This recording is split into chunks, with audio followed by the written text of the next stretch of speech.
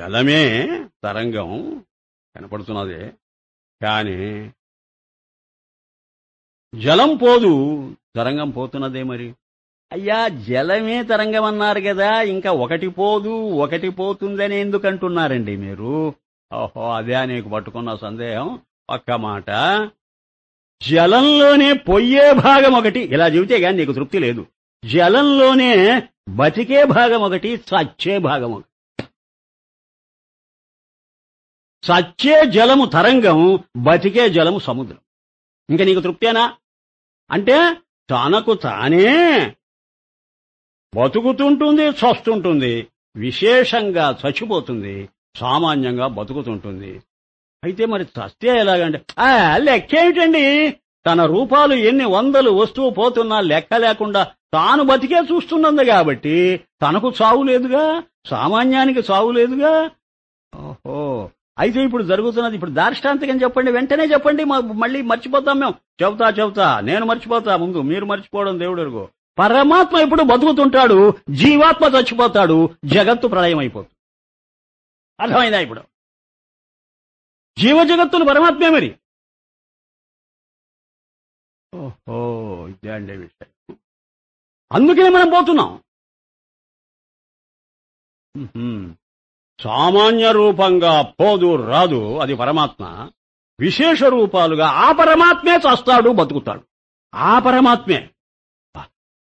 ఇది మాండూక్య ఉపనిషత్ భాష్యంలో వస్తుంది బ్రహ్మాండంగా. ఇవన్నీ ఇంతకు పూర్వం శంకర భగవత్పాదుల భాష్యంలో అక్కడక్కడ తొంగి చూస్తున్నటువంటి సత్యాలే. అయితే ఇంత సీక్వెంట్ గా చెప్పుకోవటం అనేది జరగదా? నీకు ఒక థాట్ నువ్వు పర్సూ చేస్తున్నప్పుడు అన్నీ కలేకపోత న్యాయం అని ఒక మాట ఉన్నదిలేండి. కలం అంటే కళ్ళం, రైతులకు తెలుసు. కళ్ళం చేసేంత వరకు ఒక్క పక్షి కనపడదటండి దాన్ని ఉపాధ్యగా. అది ధాన్యం రాశిగా పోసే కొయ్యి ఎక్కడి నుంచి వస్తాయో పక్షులన్నీ వచ్చి వాళ్తాయట. అంతకుముందు ఆ చెట్ల మీద ఎక్కడుంటాయో ఏమో. అలాగే అద్వైత భావం అనే కళ్ళం చేస్తున్నప్పుడు ద్వైత భావాలన్నీ బాగా వచ్చి అలైడ్ థాట్స్ అంటారు చూడు, వచ్చే తీరా. లేకపోతే అది అద్వైతమే కాదు. అది మా ప్రతిజ్ఞ. సరే, అంటే వస్తువుగా చావదు, ఆభాసగా చస్తుంది. స్వరూపంగా చావదు, విభూతిగా చస్తుంది. వచ్చింది ఇప్పుడు మూడవది, స్వరూపము విభూతి. అయితే ఆభాస విభూతి ఒకటి కాదా అండి? ఒక్క మాట, ఆభాస నెగటివ్గా చెప్పటం, విభూతి పాజిటివ్గా. అది అక్కడ ఉన్నది కొంచెం తేడా. నేనే ఈ సముద్రాన్ని అంటాడు చూడండి భగవద్గీతలో, సరితామస్మి సాగరః. ఈ ప్రవహించే నీళ్లన్నింటిలో నేను సముద్ర జలాన్ని అంటాడు. నేనే అంటాడుగా, నాదనడు చూడండి. అంటే ఏంటి? ఉపాదాన కారణం కూడా తానేనని చెప్పుకోవటం అది. అయితే ఆ సముద్రం చూస్తుంది, నేను సావనంటాడు.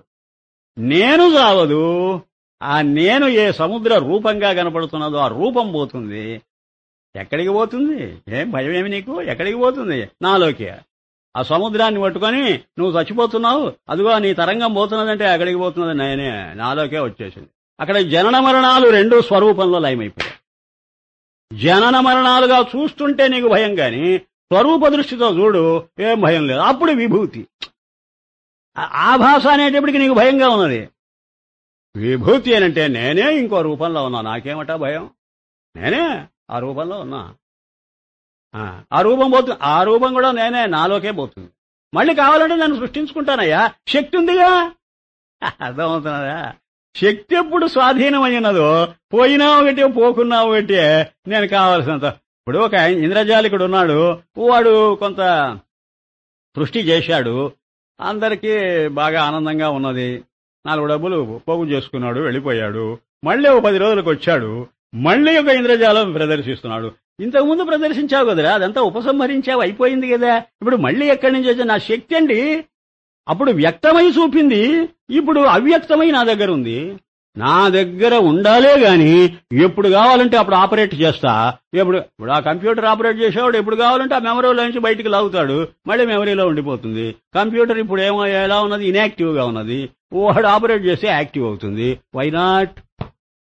ఓ ఇప్పుడు మనమే ఉన్నామండి, మనలో కూడా ఉన్నది అది కూడా చూపారు పెద్దలు. ఏమన్నారంటే మనలో అల్ప జ్ఞానం ఉన్నది, అల్ప శక్తి ఉందిగా. ఇప్పుడు నేను నేను ఆలోచించగలను, ఆలోచన లేకుండా ఉండగలను. చూసారా శక్తి? ఏది ఆలోచించకుండా ఉంటే నా మెమరీలో ఉంటుంది. నేను ఆలోచిస్తే బయటకు వస్తుంది. నేను ఇప్పుడు మాట్లాడకుండా మౌనంగా ఉండగలను. నాకు శక్తి ఎంత ఉన్నదో చూసుకో. నేను మాట్లాడితే ఎంతైనా మాట్లాడగలను. మళ్ళీ మానుకుంటే ఊరా కూర్చోగలను. నేను ఇప్పుడు కాళ్ళు చేతులు కదిలించే శక్తి నాకు ఉందా లేదా? ఉంది. మరి ఏది కనపడటం లేదు. ఒరే కూర్చొని ఉన్నావే నువ్వు. కూర్చునే శక్తిది, లేచి నిలబడే శక్తి, నడిచిపోయే శక్తి. అవి ఇప్పుడు నా జ్ఞానం సంకల్పిస్తే అది క్రియారూపంగా మారుతుంది. అప్పుడు జ్ఞానంలోంచే క్రియ వచ్చింది. రే ఎక్కడ చూస్తున్నావు? జ్ఞానంలోంచి క్రియ ఎక్కడి నుంచి వచ్చింది? మోగం అఖండమైనటువంటి మోతాదులో మాట్లాడవయ్యా నువ్వు. నీకు అల్పమైన జ్ఞానంలోంచి అల్పమైన క్రియలు ఇన్ని చేయగలుగుతుంటే అఖండమైన జ్ఞానంలో నుంచి అఖండమైన సృష్టి జరుగుతున్నదంటే ఆశ్చర్యపోకు. ఒకవేళ జరిగినా అది ఆరంభవాదం కాదు, పరిణామవాదం కాదుగా. నీకేం భయం? మళ్ళీ వెనక్కు తీసుకోగలవుగా. అలాగే ఇప్పుడు నేను ఆలోచించాను, ఇది ఆరంభం కాదు, పరిణామం కాదు, వివర్తం. నేనే ఆలోచన రూపంగా కనిపిస్తున్నా, మళ్ళీ ఆలోచన నా రూపంగా కనిపిస్తున్నది. వెనక్కు తీసుకోవడం అనగా జ్ఞానం అయిపోవడం, ముందుకు రావడం అనగా క్రియ అయిపోవడం. క్రియ మళ్ళీ జ్ఞానమే అయింది, జ్ఞానం మళ్ళీ క్రియ అయింది. ఇటు అటు తిప్పుకుంటున్నా. ఉన్నది ఒకటే. ఎంత హాయిగా ఉంటుందని ఇది. మననం చేసే కొద్ది బంగారం అంటే ఏమనుకుంటున్నారు? అసలు ఇది సాధన అండి. ఇది సిద్ధాంతం అంటే సిద్ధాంతం, సాధన అంటే సాధన. నీకు చూపు మారిపోతుంది చూడు. ఆ చూపు మార్చుకోవయ్యా. ఆ చూపు పెట్టుకుని బతకాలయ్యా మనం. ఏంది ఎదవ బతుకు ఈ బతుకు?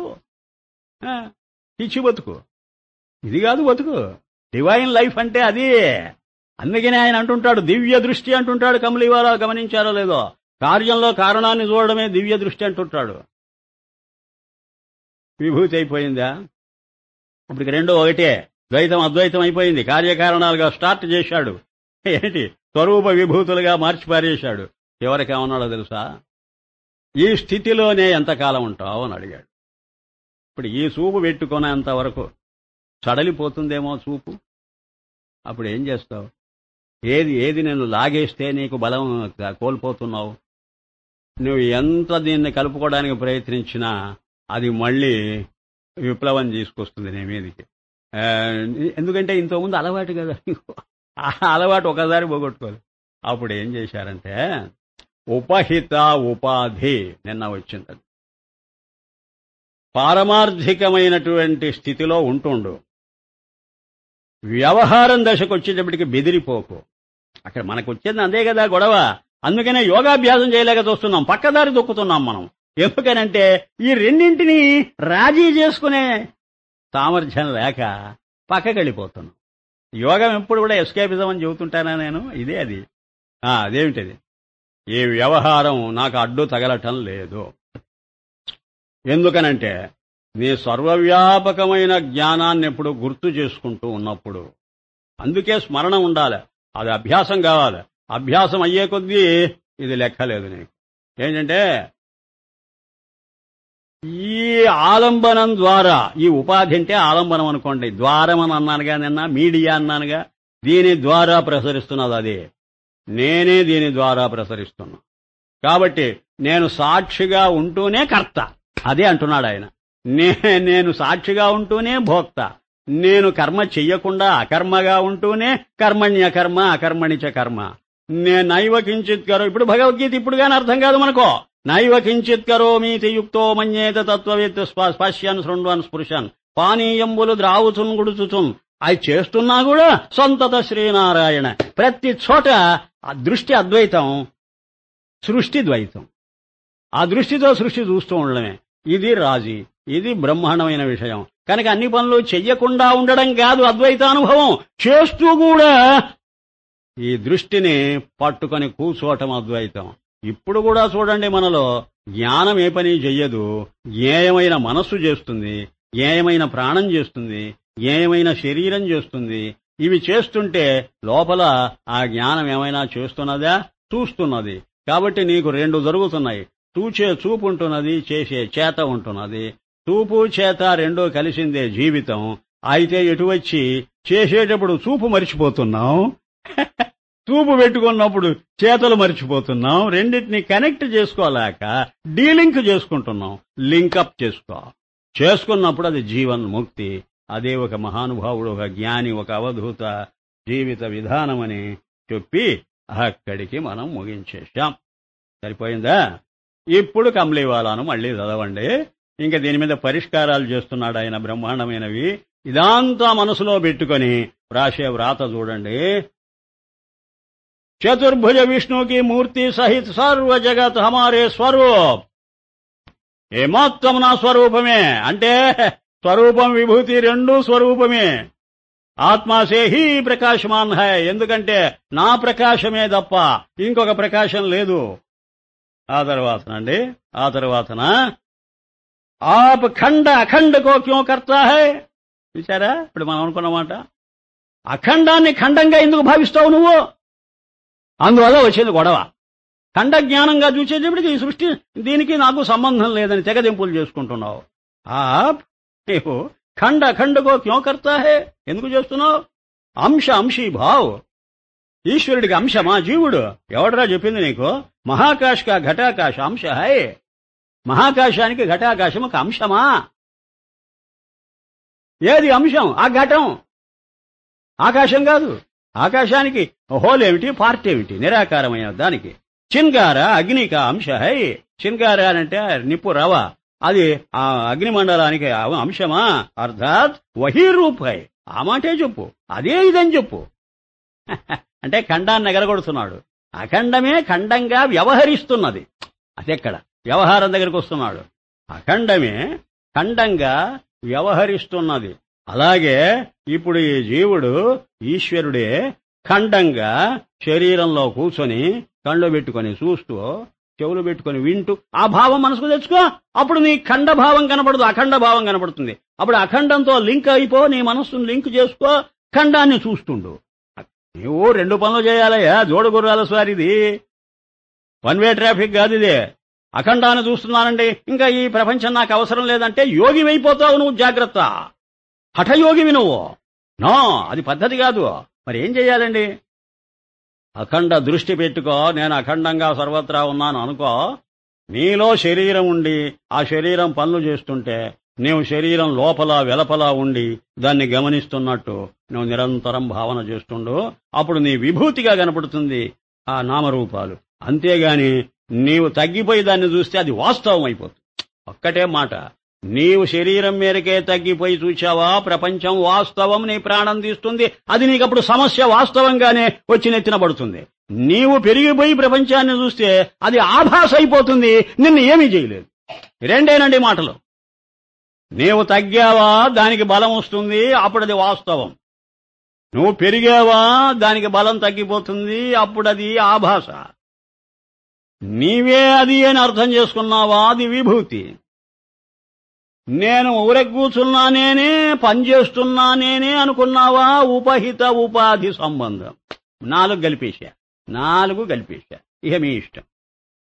మై రూప్ అరూప్తే రహితు. చూచారా ఏమంటున్నాడు? నేనే రూపాన్ని, నేనే రూపరహితుణ్ణి. As substance I have no form, as form I am all forms. ప్రతి ఫారం నేనే. और సర్వరూప అరూప మహీ హూ. చూచారా, నిరాకారము నేనే, సాకారము నేనే.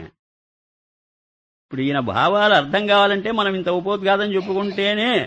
అయినా కూడా మనం ఆ స్పిరిట్ క్యాచ్ చేయకపోతే మళ్లీ మొదటికే వస్తాం, తెలుసుకోండి. రబ్బరు సాగదీసి పట్టుకున్నంత వరకే అది, వదిలేశామో మళ్లీ ముడుచుకోబోతుంది. కొత్త చాప వంటిది మన మనస్సు. కొత్త చాప బాగా పరిచినా మళ్ళీ ముడుచుకోబోతుంటుంది.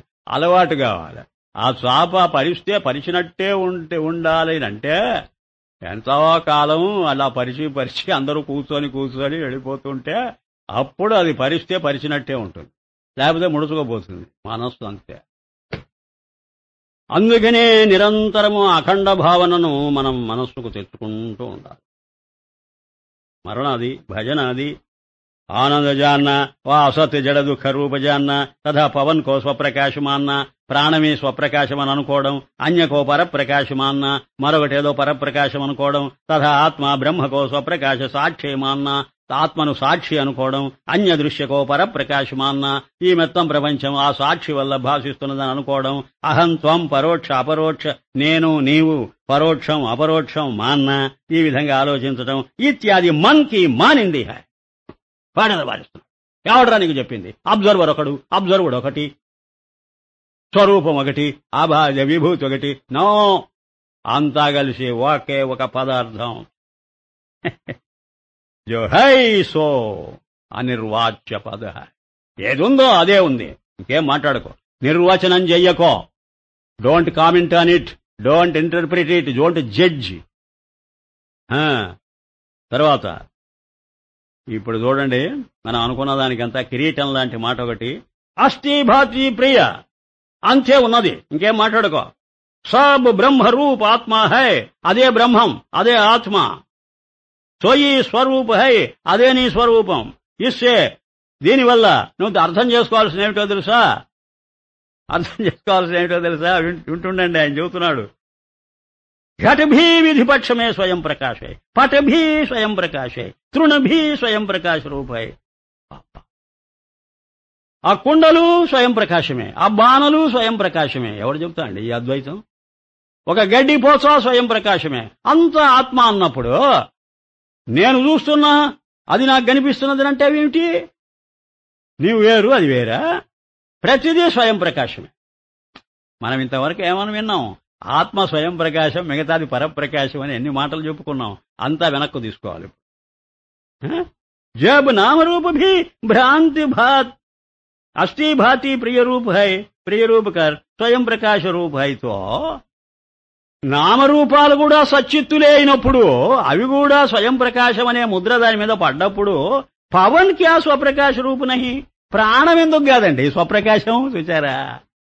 Life is different from consciousness అని ఇంతవరకు మనం చెప్పుకొని, అంతా చైతన్యమే అయినప్పుడు ప్రాణము చేతనం కాదా, శరీరము చైతన్యం కాదా అంటుంటే ఎంత రిలీఫ్ ఇస్తున్నదో తెలుసా సాధకుడికి?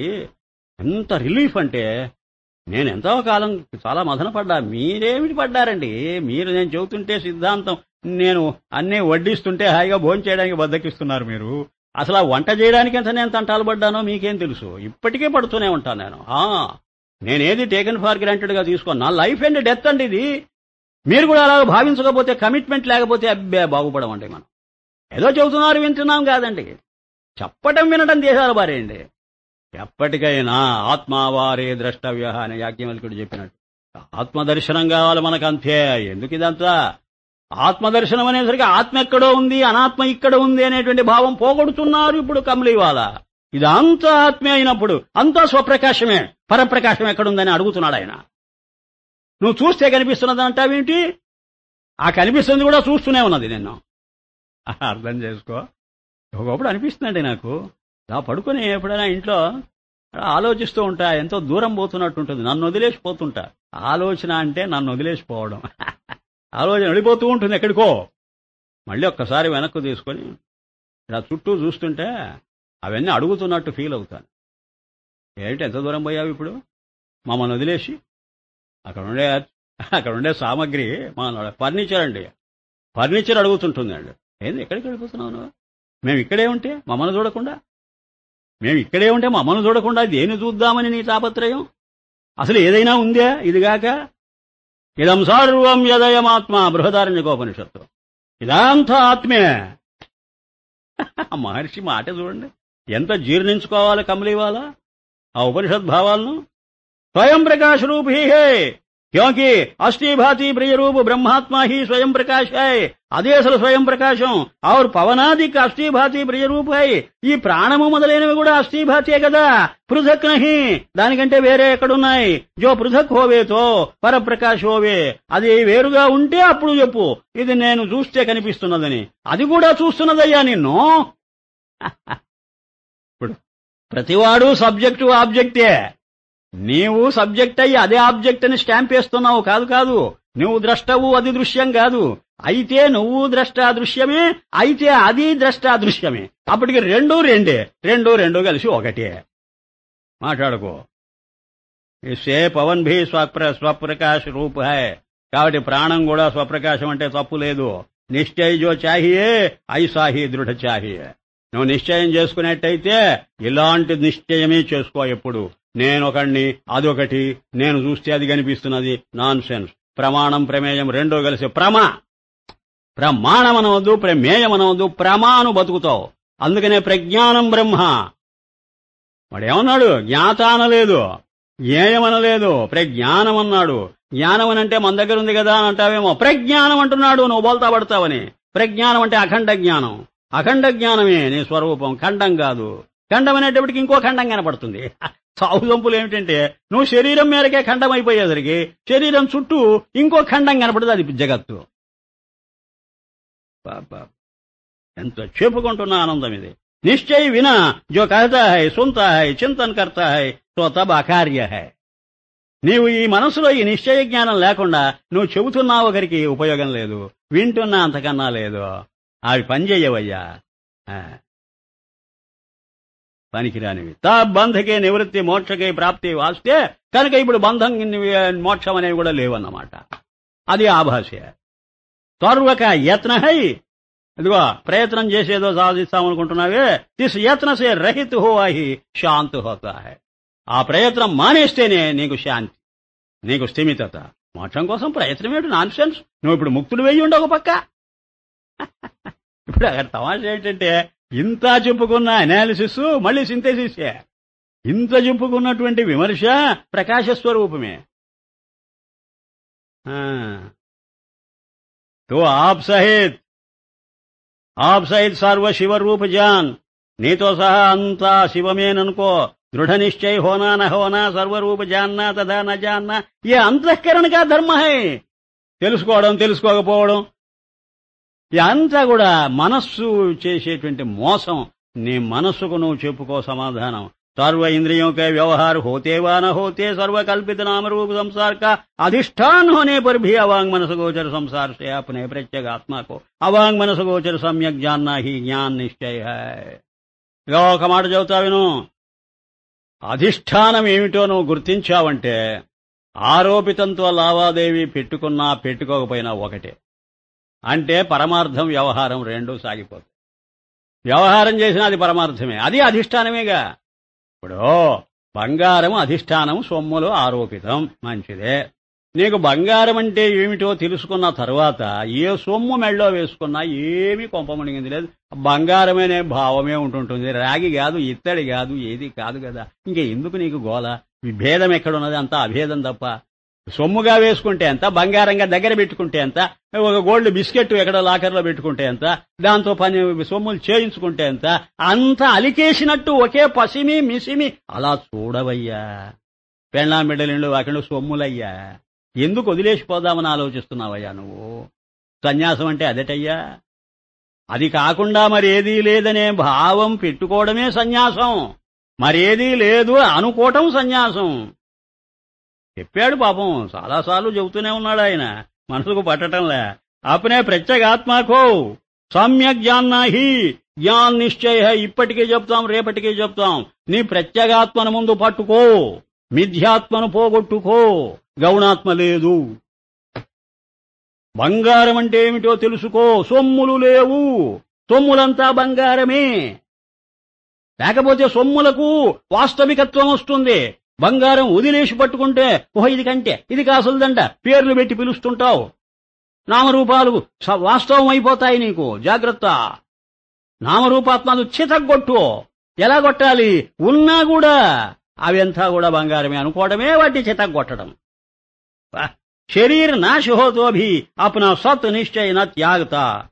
బా, రేపు మరణించినా నువ్వు మరణించవు. ఈ నిశ్చయం నిన్ను కాపాడుతుంది. అది సత్. ఇది సత్యాభిసంధి, అమృతాభిసంధి, చాందోగ్యోపనిషత్తు. సత్యం మీదనే దృష్టి పెట్టుకుని పోతే నువ్వు సత్యంగానే ఉండిపోతావు. అసత్యం మీద పెట్టుకుంటే అసత్యం అయిపోతాడు. అది జన్మ పరంపర. మళ్ళీ పెళ్ళాం వస్తుంది, మళ్ళీ బిడ్డలు వస్తారు. అది అసత్యం అంటే. ఈ భార్యను బిడ్డలను వదిలేసిపోతే ఇంకొక భార్య బిడ్డలు తయారవుతారు వచ్చే జన్మలో. ఓయమ్మా భయంగా ఉన్నది ఇప్పుడు మనకు. మరి ఈ భార్య లేదు ఆ భార్య లేదనుకోవాలనంటే ఈ భార్యను సద్రూపంగా చూడు, ఆ భార్యను సద్రూపంగా చూడు అంటే అర్థమండి విశేష రూపంగా చూడకపోవటమే సద్రూపంగా చూడడం. సామాన్య రూపంగా మార్చుకో విశేషాలను.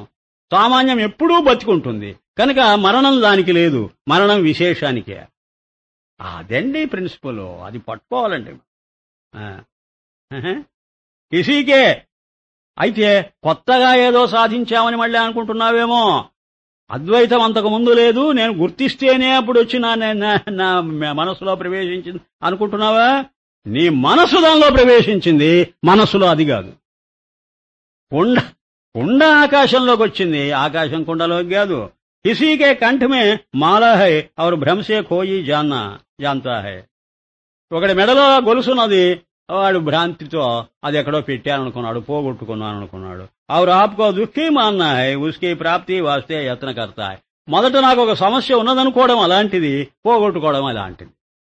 ఉన్నదనుకోవడం అంటే ఎక్కడో తీసి పెట్టాననుకోవడం, అది సమస్య. అందుకనే వెతకలేక చూస్తుంటావు. అరే నా మెళ్ళలోనే ఉందంటే అది మోక్షం అట. ఎక్కడో తీసి పెట్టారని వెతుకుతూ ఉండడం బంధం అట, ఇక్కడే ఉందని గుర్తించడం మోక్షం అట. కనుక వాటికి కూడా అర్థం లేదు. అందువల్ల మాలాకి ప్రాప్తి వాస్తే ఆ దండను ఎలా పొందాలి అనడానికి నువ్వు కృషి చేయడం అయితే తెలివి తక్కువ, మోక్షానికి ప్రయత్నం చేయడం కూడా అంత తెలివి తక్కువే అంటున్నాడు. ఆది సర్వ ప్రపంచ కా సాక్షి జాన్నావా సాక్షి అసాక్షి భావ చోడనే కేవల ఆప్కో ఆవాన్. నేను సాక్షిని అనుకోవడం కూడా తప్పేనట. దేనికి సాక్షి నువ్వు? నీకు భిన్నంగా ఏదైనా ఉంటే కదా. అసాక్షి అనుకోవడం కూడా తప్పేనట, నిమిత్త కారణం కదా నువ్వు. సాక్షి అనుకోవడం తప్పు ఎందుకనంటే ఉపాదానం కూడా నువ్వే అనుకోకపోవడం. సాక్షి అనుకోవడం తప్పు కాదనంటే నిమిత్తం కూడా నువ్వే గనుక. కాబట్టి నిమిత్తము ఉపాదానము రెండూ నువ్వే అయినప్పుడు ఏ ఒక్క మాట పట్టుకున్నా తప్పే. వనతూ హై నా మైహూ, ఆఖరి మాట చెప్తా విను. నువ్వు లేవు, నేను లేను, నా జగత్తు లేదు, కేవల్ చైతన్య స్వయం ప్రకాష్ మై ఆత్మాహు, ఏహీ పరమ తప. ఇదే గొప్ప తపస్సు.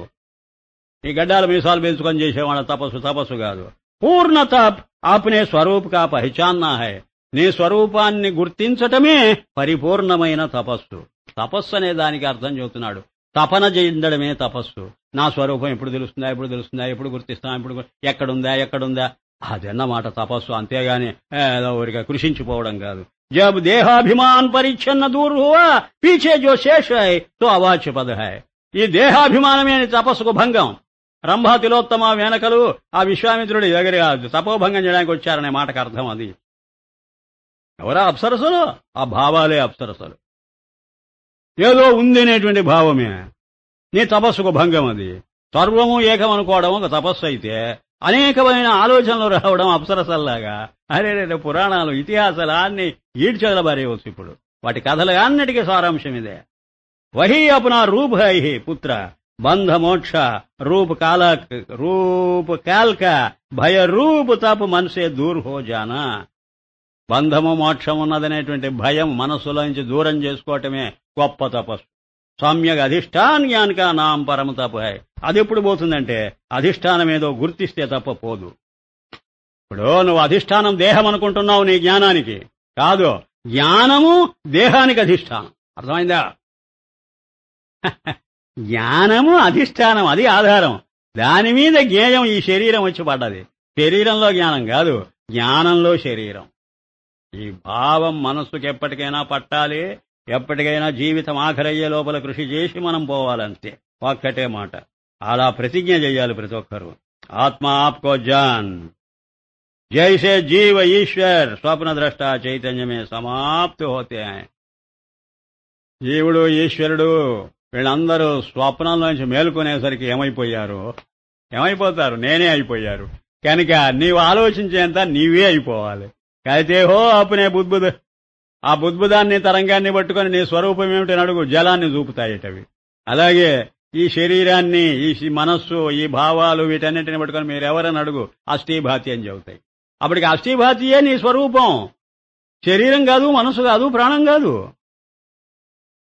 క్యోంకి త్వం పద్ తత్ పద్ ఔర్ అసి పద్, తత్వమసిని విరిచిపారేస్తున్నాడు. తత్వమసి మహావాక్యానికి అర్థం చెబుతున్నాడు.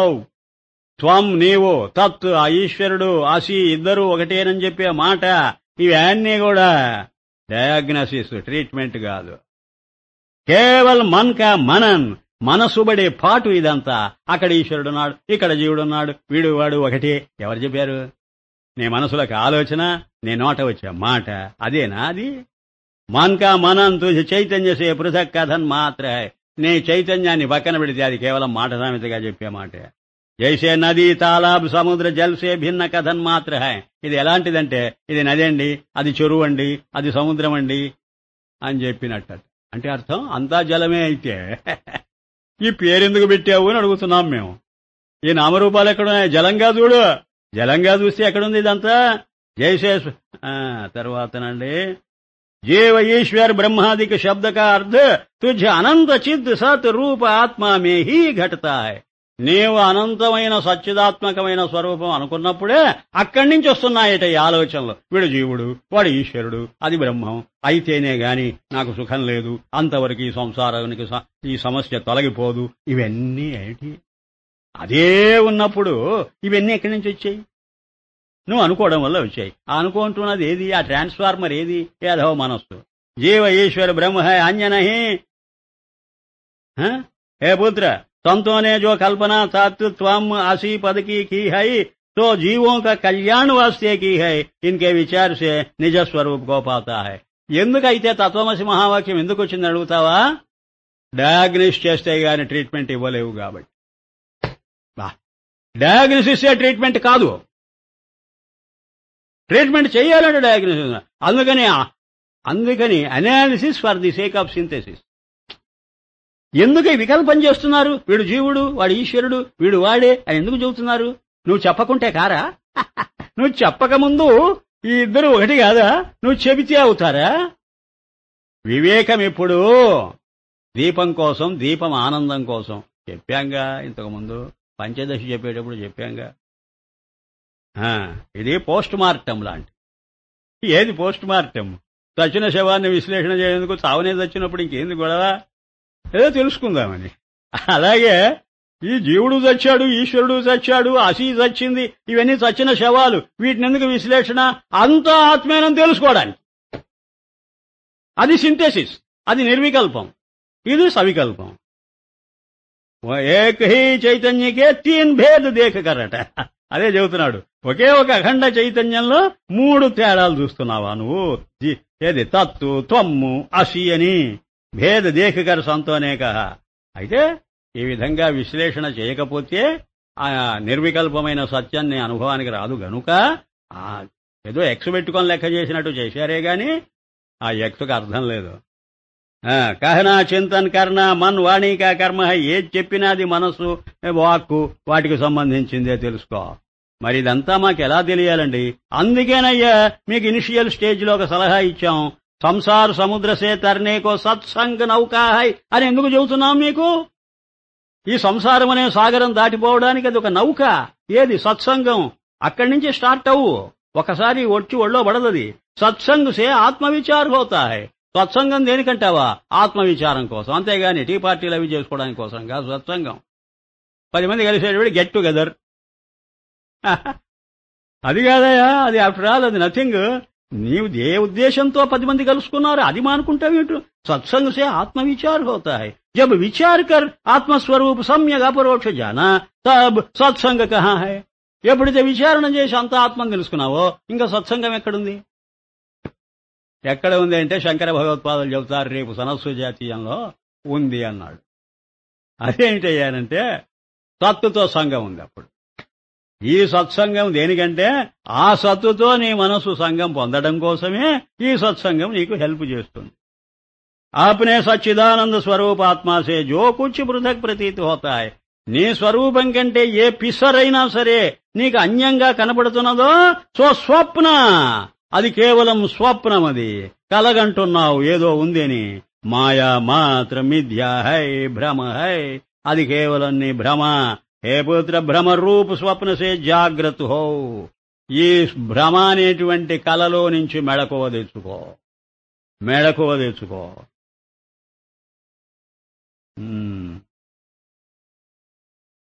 బాగుంది. సోన గ్రహణ్ కియా జాత న త్యాగ్ కియా జాత. అలాంటి ఆత్మను పట్టుకోవడము అబద్ధమే, వదులుకోవడము అబద్ధమే. బంధ మోక్ష జ్ఞాన అజ్ఞాన్ మాయా అమాయా హమారే స్వరూపమే నహి. నువ్వు చెప్పే మాటలన్నీ స్వరూపంలో చెల్లవు, దాని దరిదాపులకు రావు. బంధం అంటావు, మోక్షం అంటావు, ఇవన్నీ యువతల అనుకునే మాటలు. లోపలికి వెళితే సావుగొట్టి బయటికి పంపిస్తుంది ఆ స్వరూపం. ఎవడ్రా బంధగాడు, ఎవడ్రా మోక్షగాడు అని అందరినీ కేకలు పెడుతుంది. అందరూ నోరు మూసుకొని పడుండాలి అక్కడికి వెళ్లేసరికి. అంతవరకు మాట్లాడుకోండి ఈ మాటలు. ज्ञान अज्ञान माया अमाया हमारे स्वरूप में नहीं और सर्व हम ही हैं. జ్ఞానమైనా మేమే, అజ్ఞానమైనా మేమే, మాయ అయినా మేమే, మాయ కాకున్నా మేమే. ఆ నేను అనే భావం సర్వత్రా వ్యాపించినప్పుడు ఆపోజిట్స్ ఎక్కడున్నాయి? పాజిటివ్ లేదు, నెగటివ్ లేదు, అంతా ఊడ్చుకోపోయాయి. భగవద్గీత నసత్ నా అసద్ ఉచ్యతే. నేను ఎన్నోసార్లు చెప్పా, నేను సత్తు కాదు అసత్తు కాదని. పరమాత్మ ఏమన్నాడు తెలుసా? సదసత్యాహం అర్జున. పో, దిక్కున్న చోట చెప్పుకోపో. సత్తు అసత్తు రెండు నేనే పో అంటే అర్థమేంటి? ఉన్నది నేనే, లేనిది నేనే అన్నాడంటే ఇంకేంటయ్యా నువ్వు చెప్పే మాట? ఆ నేననే భావంతో చూసినప్పుడు లేనిదనేది లేదు, ఉన్నదనేది లేదు. వికల్పాలు ఎగిరిపోయాయి, విశేషాలు ఎగిరిపోయాయి. ఆ సామాన్యం వ్యాపించినప్పుడు తరంగము అదే, బుద్బుదము అదే అన్నప్పుడు తరంగ బుద్బుదాలు ఎక్కడున్నాయి? అంతా జలమే, అంతా జలమే.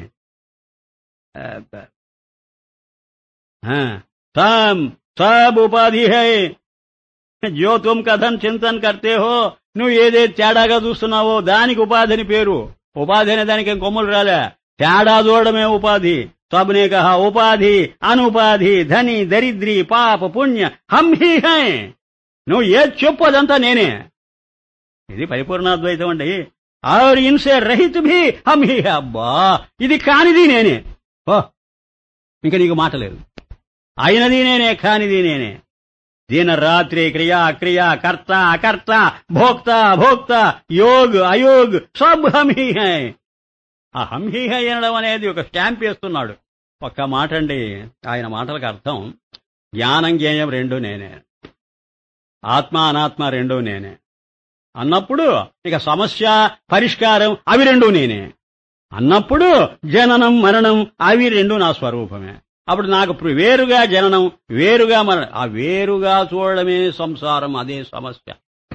అన్యంగా చూడకపోతే అదే పరిష్కారం.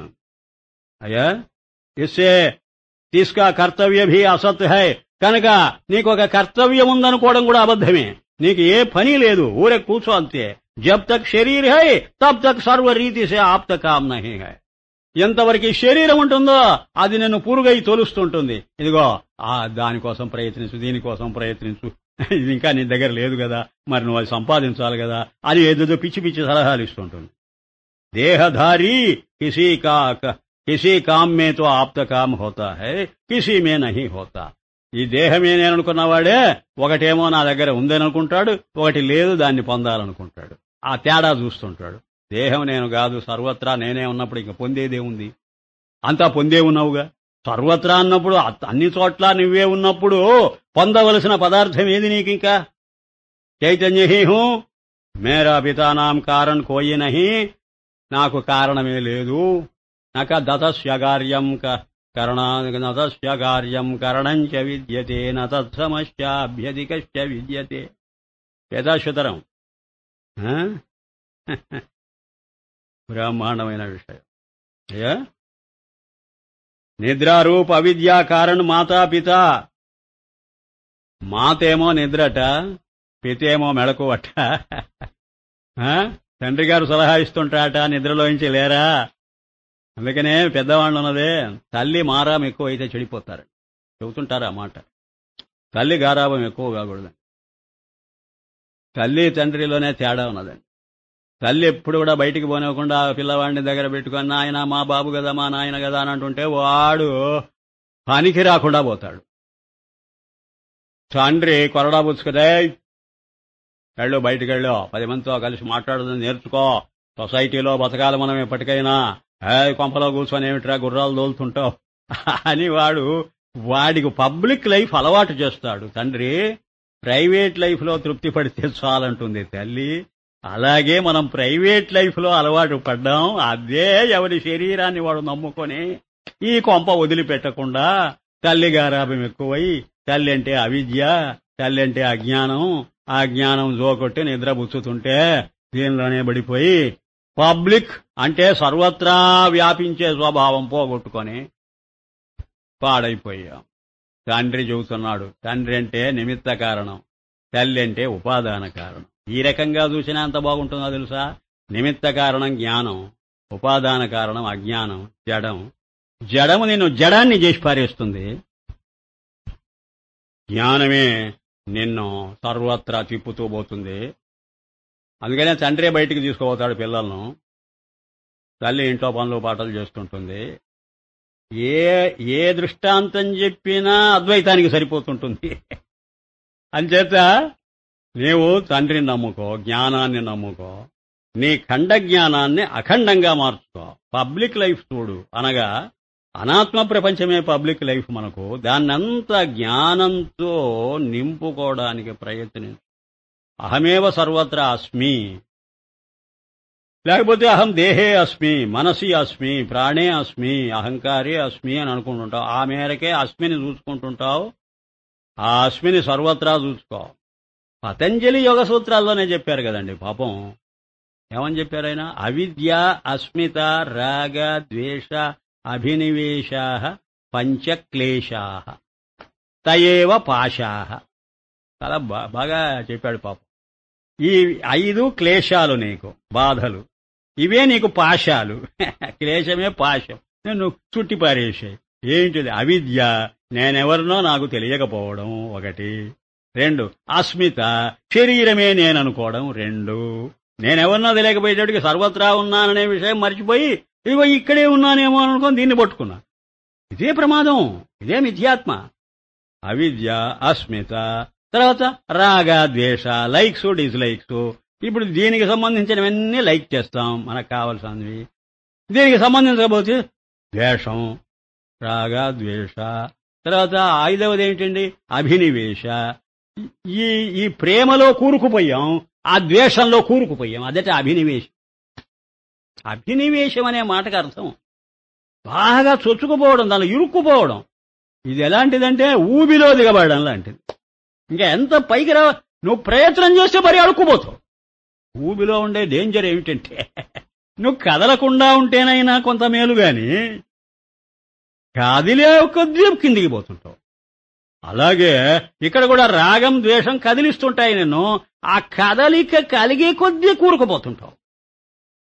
పతంజలి మహానుభావుడు ఈ సూత్రంలో ఉన్నాడండి. పతంజలి ఇది ద్వైతులకేమిటి, అద్వైతులకేమిటి, యోగులకేమిటి, ఎవరికైనా కూడా వర్తించే సూత్రం. ఈ 5 గురించి బహు జాగ్రత్తగా ఉండాలి మనం. అదే కంబ్లీవాలా మనకు చేసే పెద్ద హెచ్చరిక. ఓం శాంతి శాంతి శాంతి.